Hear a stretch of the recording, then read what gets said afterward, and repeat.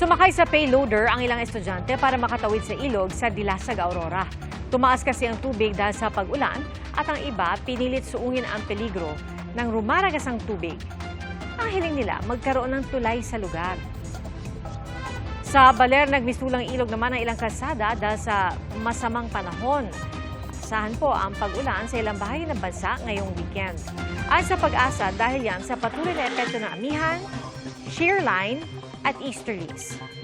Sa rainfall forecast ng Metro Weather, posibleng umulan bukas sa Cagayan Valley, Cordillera, Aurora, Quezon at Mimaropa. May chance rin ng pag-ulan sa ilang bahagi ng Bicol Region, gayon din sa Visayas at Mindanao.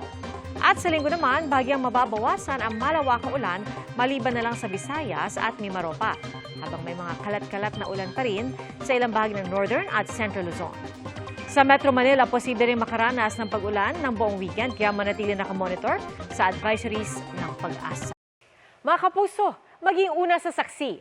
Mag-subscribe sa GMA Integrated News sa YouTube para sa iba't ibang balita.